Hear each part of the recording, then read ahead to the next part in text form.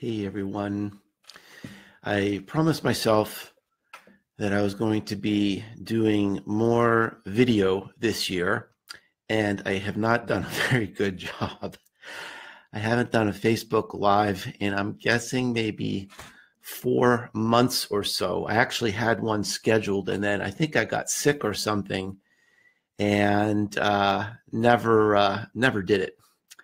So I'm back. I'm here to talk, and I thought I would just, answer some of your questions today. I, love talking to people. I'm laughing because Cheryl Mazur just joined, and I told her I was going to do one today because I actually bathed and dressed today.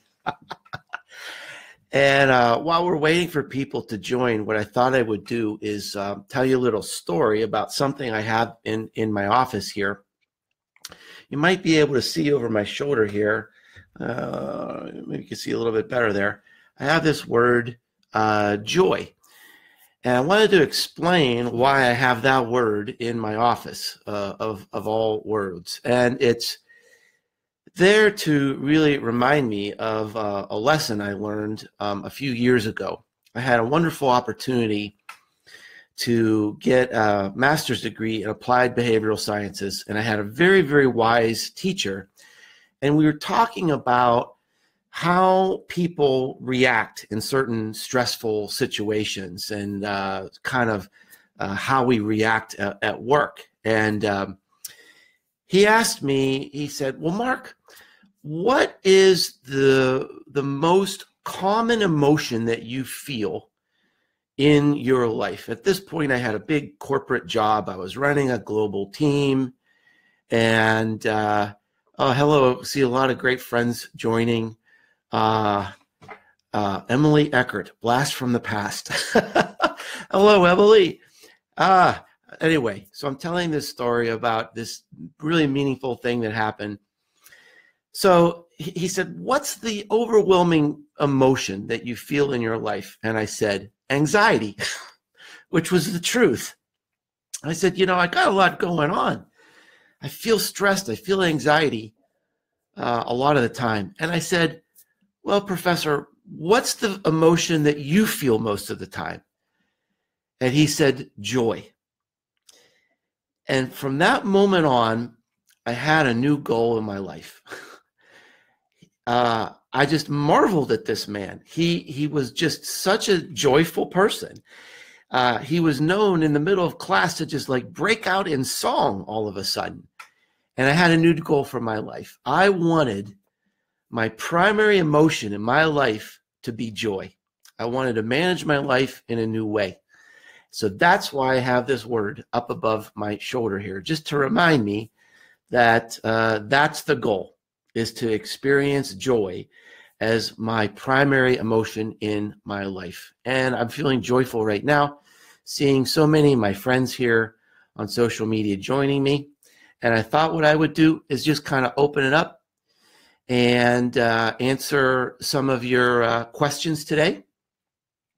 So go ahead and let me know if you've got any questions on your mind. And I wanted to give a special shout out to Cheryl today, Cheryl Mazur. She and her husband and her delightful daughter took me out to lunch today. I had the best time talking with them, had so much fun. And I wanted to pass along a comment that Cheryl's daughter made today. Elise is her name. Very bright young lady studying in Wales. And we were talking about marketing. Can you believe it? We were talking about marketing. And she said, I never see commercials. How about that? She consumes content all the time, but she never sees commercials. Isn't that interesting? It's one of the ways that the foundations of marketing are being just rocked today. Sometimes I look at this research and I wonder, what's marketing even all about these days? Advertising's going away. We're moving inexorably toward an advertising-free world. I I'm seeing research showing that there's this like backlash against loyalty. And I think, wait a minute, loyalty. I'm a marketer. That's what we do. And people don't want that. They're suspicious of companies. They don't like companies. Trust is at an all-time low. How is marketing changing? What are we supposed to do? And more, I feel that the world is moving in this way where brands are not going to be created by an accumulation of advertising impressions. Those days are over. They're going to be created by an accumulation of human impressions, just like we're doing right now. People want to know, what are these companies about? Who works there? What do they stand for? What's it like to work there? Do they treat their people well? So anyway, those are just some of my thoughts. So let me know what's on your mind. What questions do you have? What are you worried about these days? Joanne's asking me, missed it here. I'm going to go back to Joanne here. What's your top tip to get pre-sales on a book not yet published? I'll be honest with you, Joanne. Forget about it. What is a pre-sale? It's a sale. Why sell a book that's not there? And I know this is kind of a trendy thing to do, but I actually got this advice from David Meerman Scott one time. And he said, why sell a book that's not there? When it's ready, sell it. So I really, the pre-sale thing, it just takes a lot of extra effort. I'm kind of a no fluff guy. It's just like, let's get the job done. Why do any kind of promotion on a book that's not there? When the book's there, those same people are going to buy it with a lot less effort. So my best tip on pre-sales is don't do it. Bet you didn't expect to see that one coming. All right. What else is going on here? Alexander Widmer joined. Hey, buddy. Owen, Arg. I'm at my kindergartner's Christmas performance, but I really want to jump in this conversation. Owen, you can still type. Hey, Simon from Bath, England, UK. Man, I love that place. I had the best time spending a day with Simon in Bath. What else is going on here? Here's Grant. Question, how do you think marketers should do a better job with their online communication? I find a lot of social faux pas when we don't get the face-to-face feedback.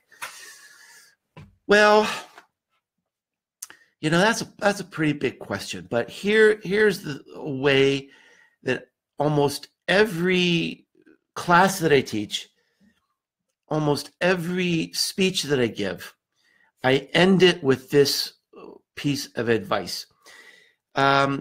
I wrote this book. Let's see, it's up there. Return on Influence is the first book on influence marketing. I wrote it in 2011, came out in 2012, and I got to interview this amazing guy, Dr. Robert Cialdini, best-selling author.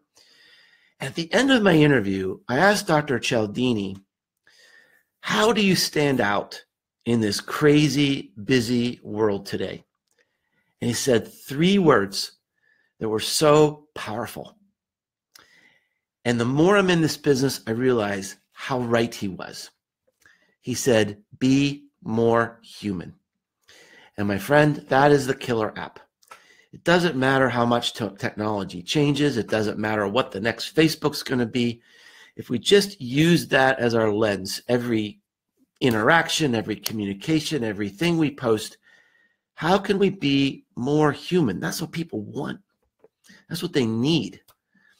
They don't trust companies anymore. They don't trust advertising anymore. They'll trust a review from a stranger before they'll trust your company and your advertising. They want that human connection. And so I think the faux pas come, Grant, is when we forget that, is when we broadcast, when we advertise. We tend to treat people differently online than we would treat them offline if we were sitting there having coffee with them. So be more human would be my advice. I mean, if you're going to make mistakes in real life, then you got more problems than social media, but be more human. My dear friend, Doug Minter. What a wonderful man Doug is. I mean, he's just an amazing, wonderful man. So if you're not following Doug, follow Doug. And he's just so kind, and you'll learn a lot from him. So Doug's asking, how do you structure how many pages your books are? And how do you structure your writing goals to complete it? Well, that's pretty easy, really. A book is about 60,000 words. That is a normal book is about 240 pages. That, to me, is really the limit for what people will read today. In fact, when I wrote the content code, I had to cut that book down by about a third to get it down to 60,000 words, because I just don't want to disrespect my audience. I know their time is very valuable. And so my goal was to create a book. In terms of how I structure my writing, I've written about this a few times, and the way I do it is I'll come up with an idea, I'll come up with an outline for the chapters. Then throughout the year, I create an Evernote file for each of the chapters in the book. And then I'll look for ideas and case studies and articles and research that can go in those chapters, and I put it in the Evernote file. Maybe I'll interview people throughout the year, and I'll put it in the chapter file. The only time I can write is over the holidays, like here we are right now, because that's when my business slows down. Between November and roughly February 1st, it's very, very slow. So I can concentrate. I can lock myself in my office for hours and hours and hours and write. It's not like writing a blog post where you can stop and start and crank them out. Writing a long form book takes a lot of concentration. So that's how I organize my books. If you're just tuning in, I'm here just to hang out, answer questions today. So let me know what's on your mind. Danielle, hello in Iowa, Danielle. How do you like your iPhone X? What's the best feature you found? I just purchased one last night, and I'm slightly overwhelmed. I got it maybe 3 or 4 days ago, and I really haven't had a lot of time to explore it yet. The biggest disappointment I have is that Mophie doesn't have a backup battery case for that phone yet. There's not even an anticipated date yet, which means I don't have a backup battery for that thing. And I go through batteries like crazy, and I'm on the road all the time, and I may not have access to a charging station. So that's a big disappointment. You know, I'm seeing this new iPhone almost like an Excel spreadsheet. You know, when I use Excel every day in my business, I'm only using 5% of what Excel can do. I think the new iPhone X or the iPhone 10, it's like the Excel spreadsheet of smartphones. It can do so many things. I'm thinking I may only use 5% of its potential over time, but I haven't really had a lot of time yet. Natalie, oh, hi Natalie, over in the UK. How did I get into university lecturing? I can remember when my daughter was a little girl and I was helping her with her homework. And she looked up at me and she said, Daddy, you should be a teacher someday. You can explain things so well. When my teacher explains it, I don't understand. But when you explain it, I understand. And I think I've always been a teacher in my heart. And my long-term goal in my life was actually to be a teacher. I wanted to work in the corporate world for about 30 years and then end up teaching. I actually have a very, very good position at Rutgers University. I only have to go there once a month for about 2 days. I go up there, I teach in a special graduate program, and then I don't have to worry about homework or tests or grades or anything. I go up, I teach, I go home, and that's it. So it's really good. I have 2 master's degrees. I do not have a PhD. And I think that's good because in marketing today, your experience matters a lot. It matters a lot more than any kind of education that you can have. So that's how I got into lecturing. Carla is on. She says, be more human. Yes. Gareth Dane says, how's tricks? That's not a real question, Gareth. That doesn't count. What else is going on here? Grant says, so basically just because there's a screen doesn't mean you stop being human. I mean, that's true. I just got off a call with a company, I guess it's a wealth advisor company. And we're talking about how to create, how some of their advisors can become known, how they could be more successful in their business. And some of the marketing people, express this frustration that they want to post all these blog posts about all these financial things. And I said, I don't care. I don't care about those financial things. I want to give my money and forget about it. I don't want to know that stuff. I don't want to study it. I don't want to be an expert. I'm going to place my money with somebody I like, somebody I trust. I'm going to post my money with someone who's posts pictures of how they're involved in the community and how they're playing with their dog and how they're raising their kids. That's how you get to know them. And we have to remember that these connections we make on social media are weak relational links. They're not going to buy anything from you, but it is a great opportunity to create a meaningful relationship, to create an actionable relationship. Social media just opens the doors. It's like shaking their hand, but it's so important because it's potential. It's huge, vast, global potential, but we still have to show up as a human, not as a robot, not as a chatbot, not as someone selling something. People buy from who they know, who they like, who they trust. That's the goal, the real goal of social media, I think. So Marie Helene says, speaking of being more human, I worry that ads are going to kill social media and the opportunity for brands to have a relationship and dialogue with their customers. What's your view on that? Ads aren't going to kill brands because ads are going away. I know this is a controversial statement, but this is the world we have to start to think about and live with and accept, that my advertising consumption has gone down 95% in the last 5 years. I watch almost all my TV on Netflix. I don't see ads. I listen to all my radio in the car on Sirius XM. I don't hear ads. I subscribe to 4 online newspapers. I don't see ads.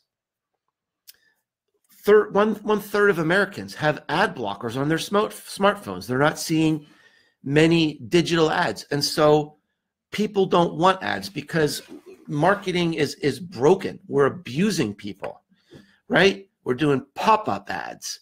We're doing lead nurturing, email blasts, gated content. We're doing all this stuff that we know people hate, including advertising. And now the power's with the people, right? They're blocking our ads. They're ignoring our ads. They're skipping our ads. So ads aren't going to crush social media. I think social media is a way we can elevate ourselves, elevate our personality, amplify this human connection that, look, we're having an awesome connection right now. I'm having conversations with people from all around the world. Somehow we need to get brands to think that way as well. Let's see what else is going on here. Grant and Teddy are saying that they love Evernote. Cheryl saying hello, thanking me for the word joy. Amanda Robinson. What an awesome young woman Amanda is. I love her. I got an opportunity to mentor her. I haven't heard from her for a while, so she must be doing great. Her question is, if you could have done anything differently in 2017, what would it be? I'd be doing more videos like this. I just don't consider myself a natural video person. I'm getting out of my comfort zone to do this. Believe me, I'm not one of these people that's, on the smartphone saying, hey, it's me. Look, it's me. I'm not comfortable there, but see, I'm getting all these likes now. See, I'm getting all these little hearts because people are rewarding me for seeing my voice, seeing my face. See how nervous I am? If you could only see my voice, then I would invent something completely new. Visual Voice by Mark Schaefer. But I know that people, they want to see me. They want to hear me. I mean, we want to see and hear each other. And that's fair. I owe that to you. So if I had to do anything differently, I would do more video. I kind of pledged to do that this year, and I failed. So what else is going on here? Gordon, just able to pop in. He's saying, as a prediction to your excellent 2018 predictions piece. Thank you. Thank you, Gordon. For traditional marketers, what would be the one key message you'd want them to take away? Ooh, boy.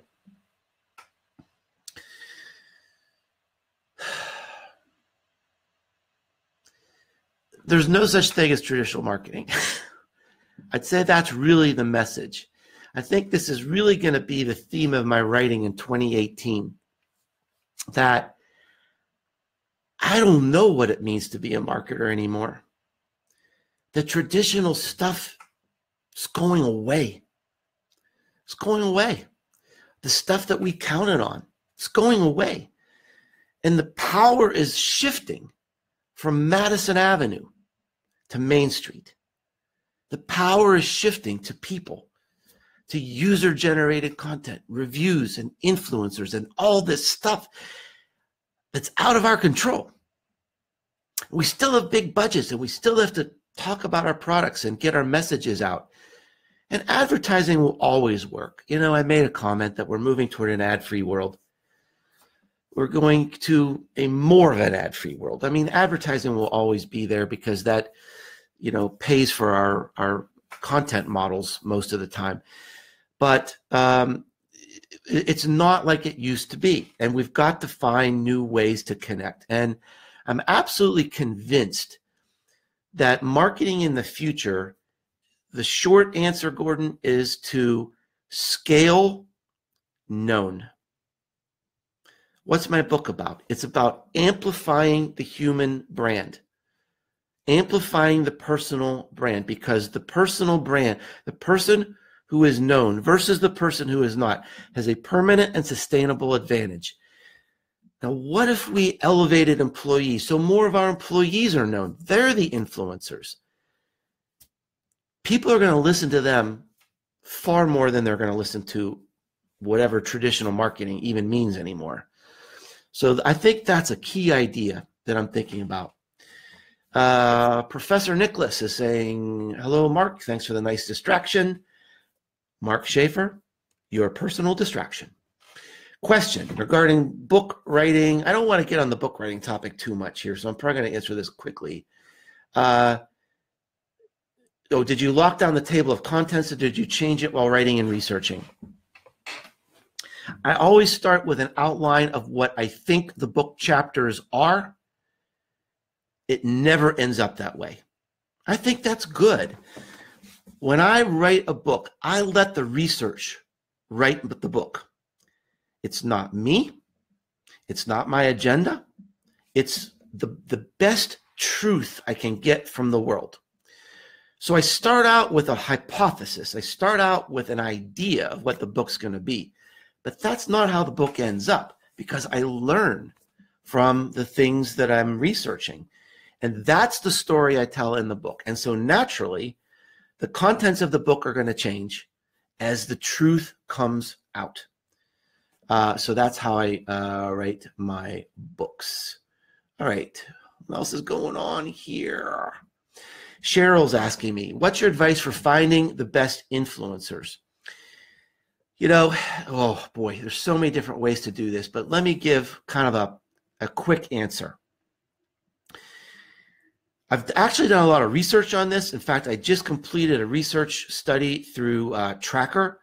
It's a great tool, beginning tool. It's inexpensive. It's TRAACKR. But here's what I found from the real pros working in influence marketing today. Some of these platforms, like Clout was an early platform. A lot of people still use Clout. It's free. Tracker is a great program. Analytica are kind of mid-level programs. At the very top, you've got something like Opinions, which is very expensive and kind of goes beyond social media. Here's what the pros say. We use technology as a filter, as a first filter, to find who these influencers might be. But we also involve people from our organization, from our company. Who do they listen to? Who do they follow? You look at who's being covered in the media, who's being quoted in the media on this topic that you're interested in. Then you also have to go through a vetting process. And this is very important and something that people miss. When you connect with an influencer, you have to be sure that your values align. This person is going to be representing your brand. And in many ways, their presence, what they say, what they write, what they record, may be listened to more broadly. More people may see it than your own marketing messaging or your ads. So this person is representing your company. This person is becoming the voice of your company. You don't want them to fall apart. You don't want them to be involved in some scandal, right? That's going to be embarrassment. Your brand is going to be dragged into this.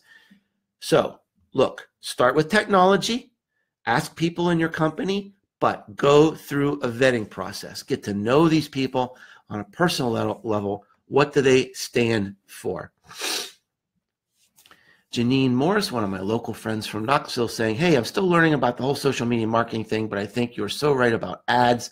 I noticed my Facebook newsfeed is becoming much different this Christmas. Wes, you have a face for radio.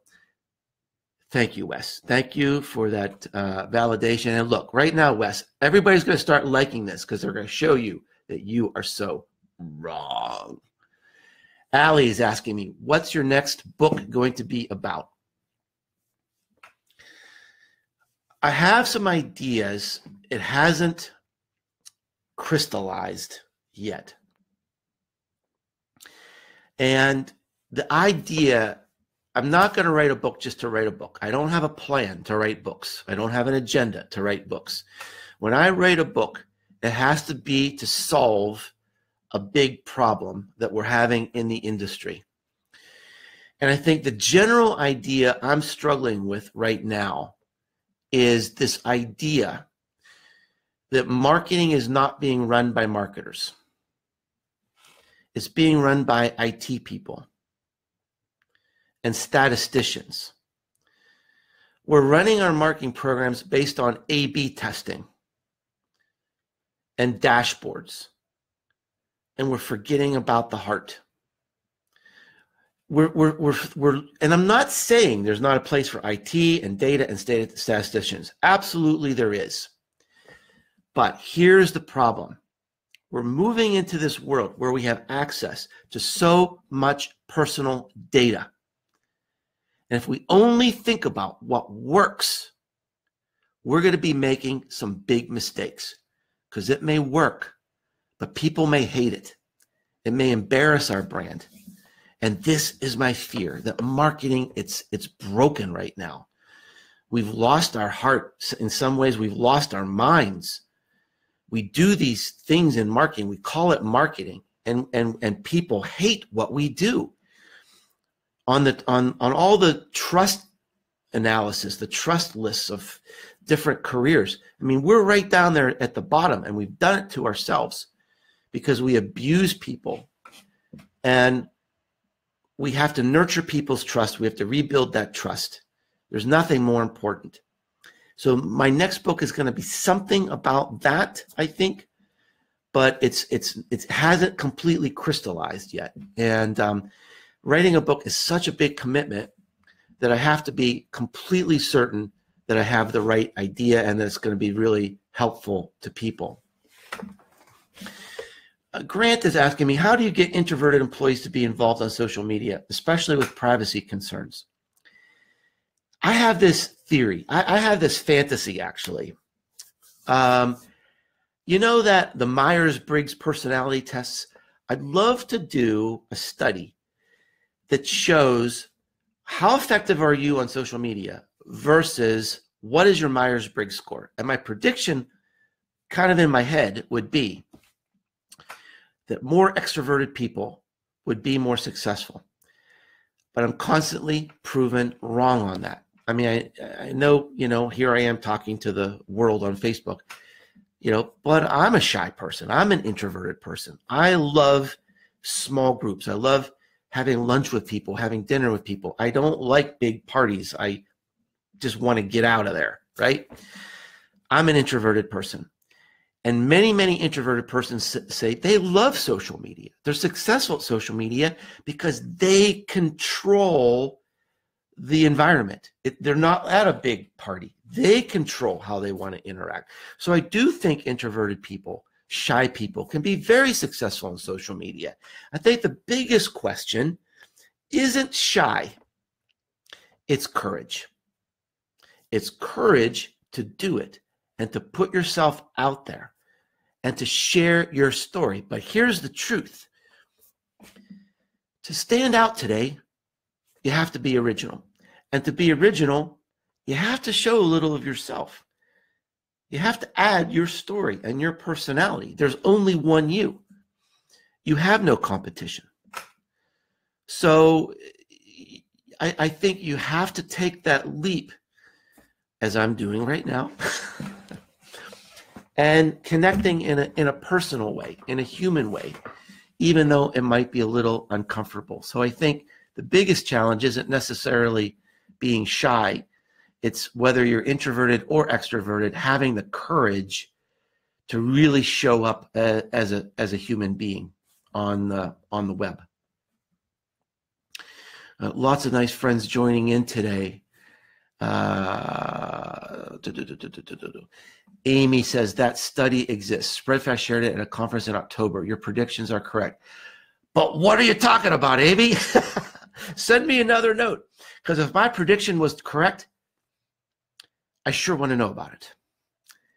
And I sure want everybody else to know about it too. So I think you're referring to an earlier comment, but I'm going so fast here.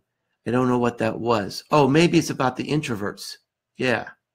Yeah. Amy's saying, if she remembers correctly, ENFP does the best, but I was right about the introverts. Okay. Awesome. Yeah. And Roger, a great point is Roger's adding, my point on introvert success goes beyond the Myers-Briggs into a different way of understanding communication. Beautiful point, Roger. Awesome. Gareth, I think I missed your question. You might have to ask that. You might have to ask that again. So maybe I missed that here. Oh, Jack Silverman. What a great friend Jack has been over the years up in Minnesota. I hope to be seeing him in a few weeks. Jack's asking, what's your take on the state of net neutrality? The lobbyists just have too much power.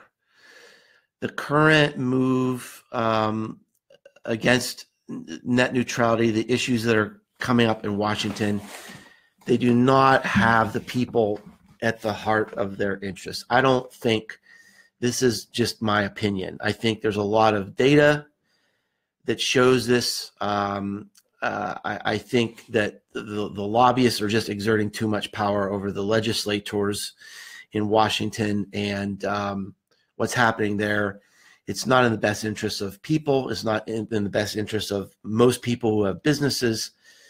So I'm hoping that's all going to sort out.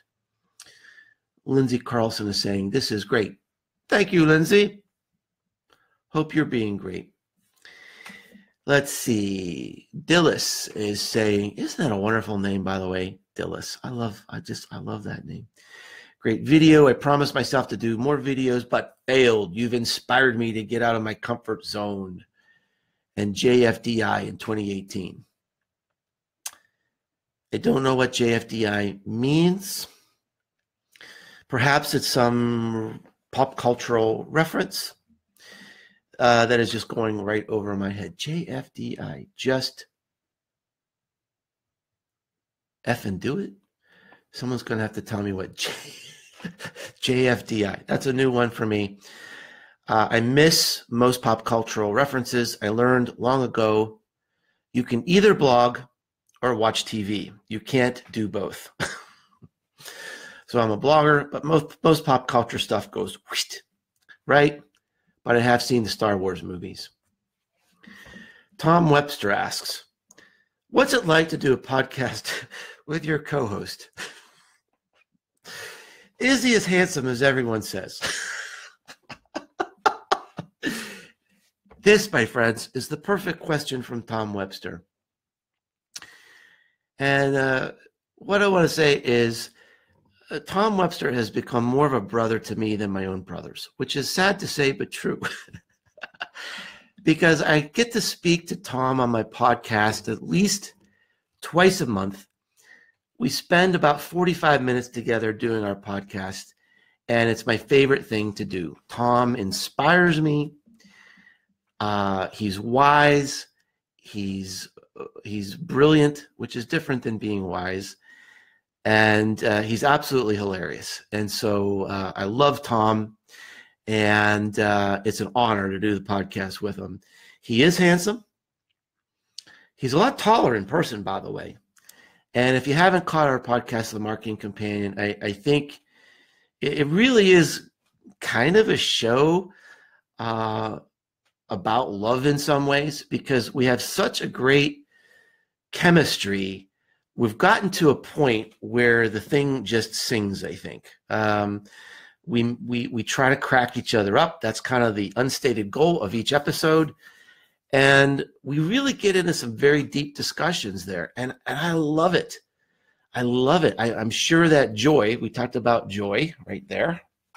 Geez, I'm pointing in the wrong place. Joy.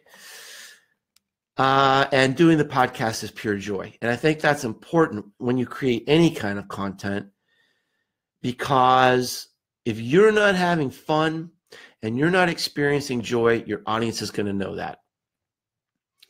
So that's the number one thing, is do something that's fun for you, that's going to create joy for you. If it's a burden, people are going to know it. They're going to know it, and they're going to tune out. And doing the podcast with Tom is a joy. It is a pure joy. It's so much fun. And I have the same feeling about blogging. I mean, I love blogging. If I could find a way to do nothing but blog and make money, yeah, okay. Just flip and do it. JFDI. Okay. I kind of guessed it.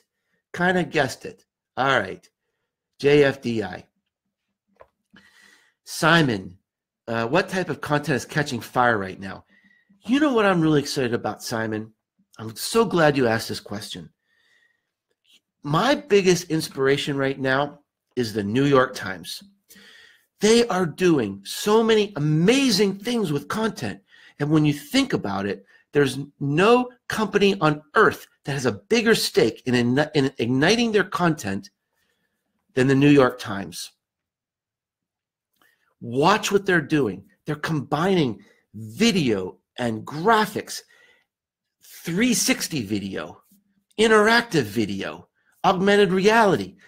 And I keep thinking, why aren't more companies doing this? If the New York Times has the resources to do it, why don't some of these big brands do it? A blog is a blog is a blog. A video is a video is a video. If I were a big company that had substantial resources, I'd be watching the New York Times every day and telling my creative department, go do that, because it stands out. Simon, how they present the content is as conversational as the content. That's where we need to get to, my friend. And that's what I'm excited about. Amy says, do you ever feel like being lazy? I am more lazy than you can ever believe. And I kind of get questions like this a lot. Like, how do you do everything you do? You always seem to be on the go. But the thing that's, I think, profound for me in my life is that it's really not work. It's, it's just everything blends together, is that I love what I do. I have a career where people tell me every single week, you've changed my life, or you've changed my business, or you've helped me in some way. I mean, that's amazing. Why wouldn't I want to do that all the time? Why wouldn't I work like crazy if I can experience that? I mean, that's better than money. So, I mean, I keep going and I keep chugging every day and I do a lot of things, but I rest a lot. I mean, look, there's a lot of stuff I don't do because I'm lazy, because I'm at a point in my career. I only want to do the things that are fun. I only want to do the things where I'm going to keep pointing the wrong way. I want to have joy. I want to feel joy as the number one emotion in my life. And so I do take the lazy way out a lot. You just don't see it. That's my gift. I'm lazy, Amy, and you don't know it. I think that's what I'm really good at. Tom says, a joy for me too, brother. Never work. And truly, I love Tom Webster.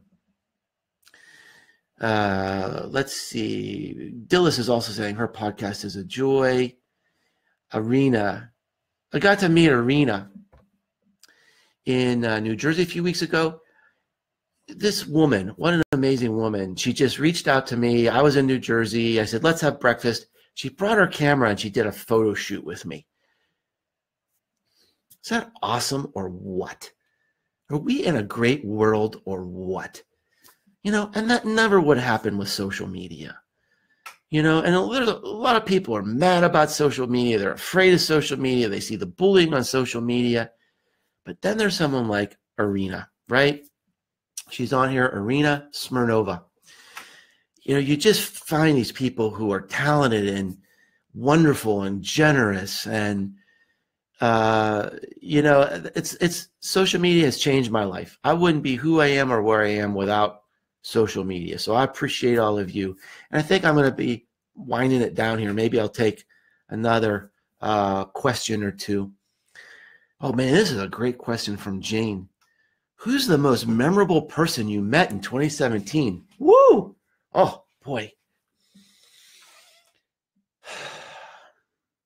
Oh, there's so many, because there have been so many people that I just adore, that love my blog and they love my books. And so I just adore it when I get to actually meet people. A couple cool people that come to mind, though, is I got to meet the guy who invented Siri. That was really a thrill, and hear his stories about meeting Steve Jobs and how he got involved with Apple. I mentioned Dr. Robert Cialdini earlier, and I spoke to Dr. Cialdini in 2011, and I actually worked for him. I designed his website, and I helped him with his content plan and his social media. I basically helped him design his marketing strategy, but I never met him. And I met him at South by Southwest in 2017. So it's like he is just one of my intellectual heroes. He's just a great, great man. He's not only brilliant, he's just a very kind, down-to-earth person, and he's a great business person. So that was a great joy. But, from my social media audience, I got to meet Julia McCoy for the first time this year. And I got to write a foreword for her book. So that was really awesome. Almost every city I go to, I try to connect with people who I haven't met before. And hopefully in 2018, if I haven't met you, I'll get to connect with you too. So I'm going to wind it down. I'm almost hitting 45 minutes here. So you're probably getting a little tired of me. But let's meet in 2018. I love that more than anything. It is my favorite thing about what I do. It's the greatest blessing of my job to be able to meet the people I connect with on social media, get to see you, learn from you, connect with you, hug you when I see you. So let's do that, all right? So thank you so much. Thank you so much for spending your time with me. I never, ever take that for granted. Time is the most precious gift, and so I'm so grateful for that. So happy holidays, wherever you are in the world. Thanks for listening to me today, and let's connect in a more meaningful way in 2018. Thank you, everyone.